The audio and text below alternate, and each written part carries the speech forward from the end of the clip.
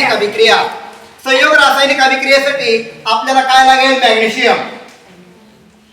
कशाची आपल्याला गरज आहे? मॅग्नेशियम या मूलद्रव्याची. हे माझ्या हातातलं मॅग्नेशियम मूलद्रव्याची फीत आहे. काय आहे? मॅग्नेशियम मूलद्रव्याची काय आहे? फीत आहे.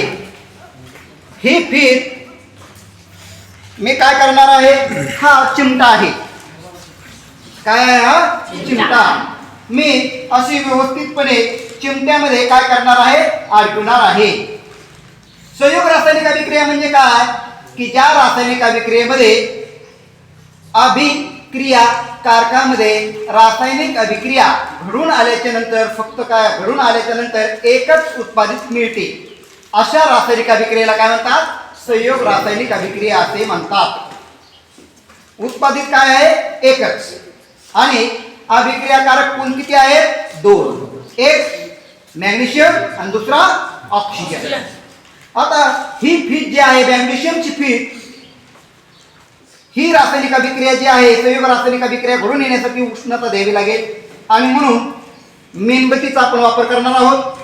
या मेणबत्तीवरती ही जी काही मॅग्नेशियमची फीत आहे मी काय करणार आहे? असे ठेवणार आहे आणि ठेवल्याच्या नंतर मॅग्नेशियमची फीत ठेवल्याच्या नंतर ती काय करणार आहे? जळणार आहे आणि आजूबाजूला ऑक्सिजन असतो. ऑक्सिजनच्या मदतीने ती जळेल आणि मग मॅग्नेशियम ऑक्साईड काय होईल? तयार होईल.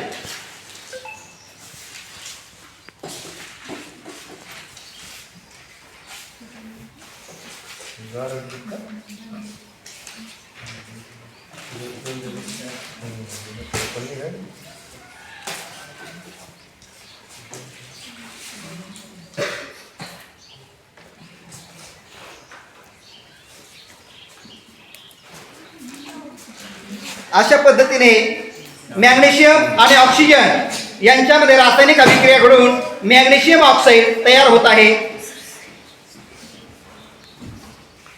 या रासायनिक अभिक्रियेला म्हणायचं संयोग रासायनिक अभिक्रिया.